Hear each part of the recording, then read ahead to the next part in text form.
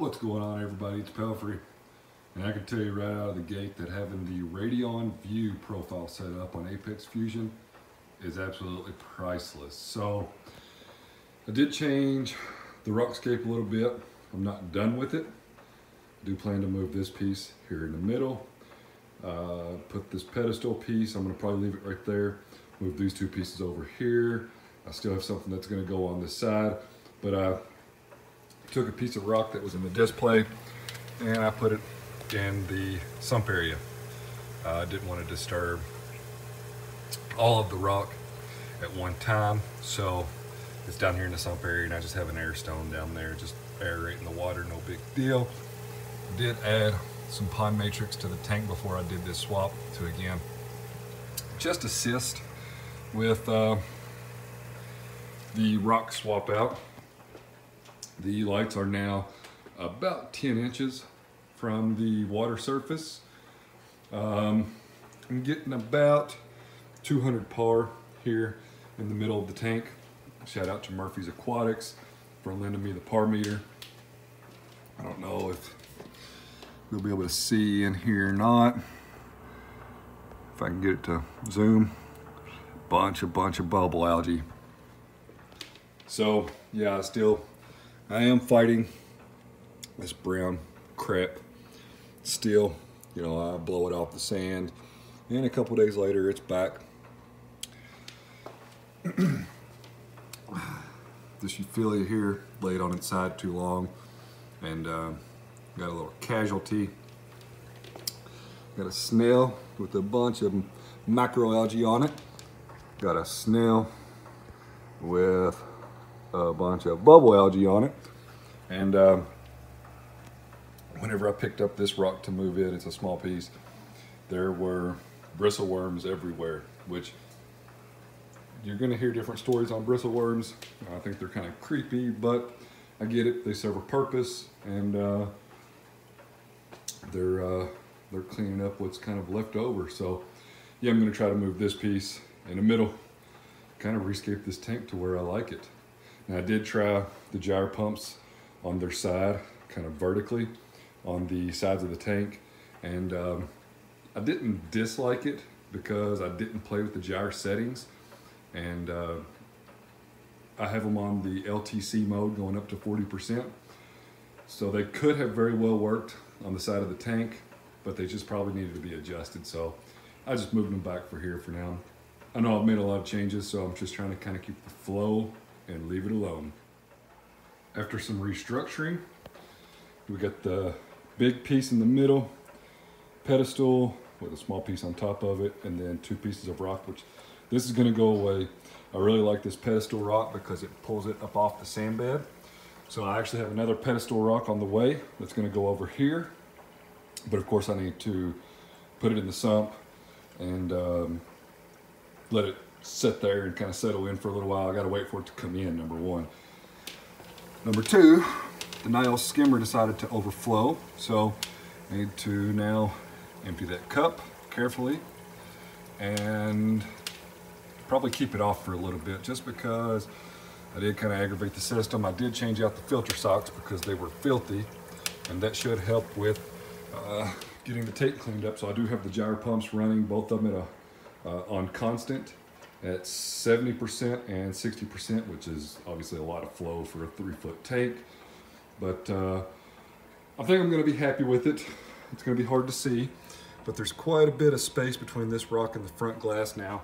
Obviously, I've lost about 4 inches because of the overflow box, and I do love this tank. I love everything about this tank except for the overflow box. And if you've ever had a tank with an internal overflow box, you know that the next tank that you get is going to be drilled with Synergy Reefer or some type of overflow box that doesn't go to the floor of the tank, so it doesn't take up that real estate there. So I may need to move the hammers, but all in all, I'm liking it.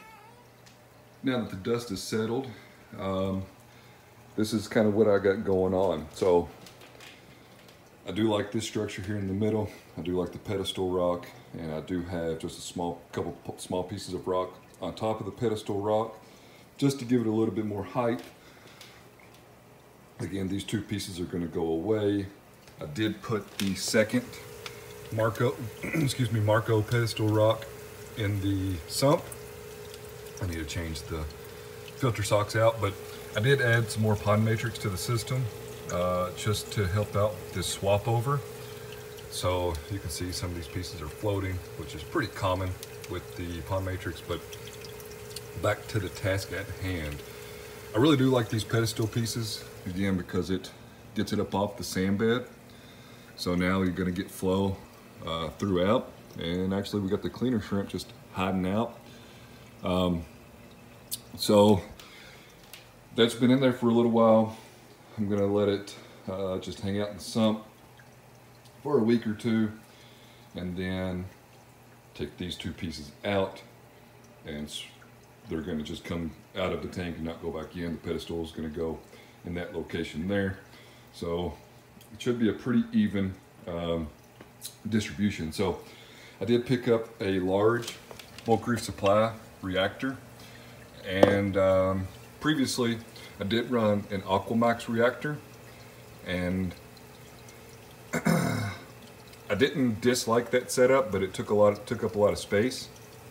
So I need to figure out how to run this reactor and this reactor off of this spot right here. So I could tee this off.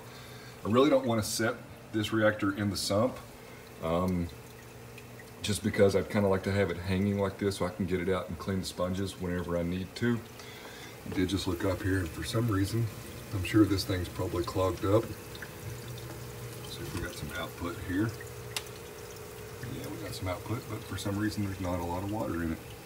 But I do plan on running pond matrix in this reactor, and that's why I got the big reactor, so I could put quite a bit, if not all of the pond matrix I have inside of here, instead of having it down here and just collecting everything that comes out of the tank. So I need to figure that out. I may just end up using this Murloc line and just teeing it off instead of trying to redo the plumbing, just because that's an adapter that's already in the PVC and I don't really want to mess with that all that much. But I'm thrilled with the current situation. I'm looking forward to getting the pedestal rock into the tank and then moving some corals around. So I keep two 40-gallon containers in the garage here in Kentucky, and as of right now it says it's 54 degrees in here.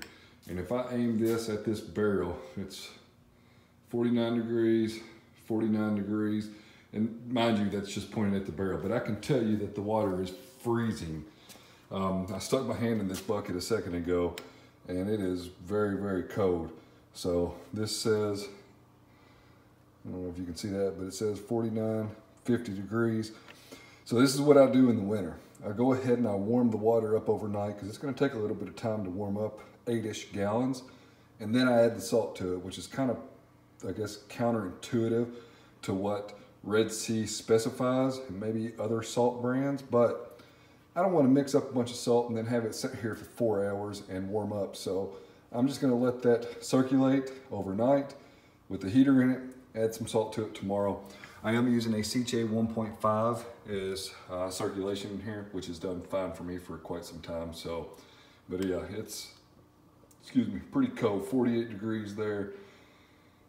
Even if I point it off the heater, which it's reflecting off of the heater, it says 49 degrees. So, you know, I don't know how true that is, but it is very cold. I stuck my hand in there a second ago, all the way up to my wrist, and it's very, very cold water. So to have some type of comparison, the tank, shine it in the tank, got it at the rock work, it says 76 degrees. Go down here at the sand bed, 76 degrees. Top of the rock work, 76 degrees. So basically a 30-degree variance between what's in the tank and the water that is cold outside. So yeah, obviously I got to bring it up to temperature and then mix the salt, do my water change, and it solves the water change dilemma. Now in the summer I don't have to worry about that, because obviously the water is about the same temperature as the tank water, maybe a little bit warmer. So I don't really worry about cooling it down. I just kind of do the water change and keep it moving. So this is the scape that I basically come up with. So we have a pedestal piece, and then this section here was on the left. This was a piece that was on the sand bed, and it's gonna go away eventually. I just don't want to get rid of it just yet. The two pieces that were on the side of the tank here are now in the sump, because obviously I don't want to get rid of that much rock all in one, you know, all in one go. So I'm thrilled with it. This piece right here is actually a little bit bigger than what I thought it was going to be. So I do have some clearance between it and the glass, and obviously a little bit of clearance between this one and the glass. But I love it because, again, I get that kind of flat, and then we go up and then down and then flat again. So I'm thrilled with the new Rockscape, and again, they're pedestal pieces. So this one is up off of the sand bed, and then this guy here is up off of the sand bed. So we're gonna have what I feel like is gonna be better flow throughout the Red Sea Reefer, just in general. I should have done this a long time ago. I really didn't know about the pedestal rock until I kind of did a little bit of research on it, and then I just kind of took care of what needed to be done as far as the tank is concerned. I do still have some bubble algae in the tank. On this rock work, there is some bubble algae. Not a lot. I don't feel like it's anything to be so concerned about at the moment. I do have plans to hopefully combat the bubble algae, but we'll get into that in a later video. So let me know what you think about the Rockscape. What would you do differently? Would you have even changed it at all? Be sure to check me out on Instagram at Pelfrey's Reef. Check out the website at pelfrey.net, and as always, appreciate you following along.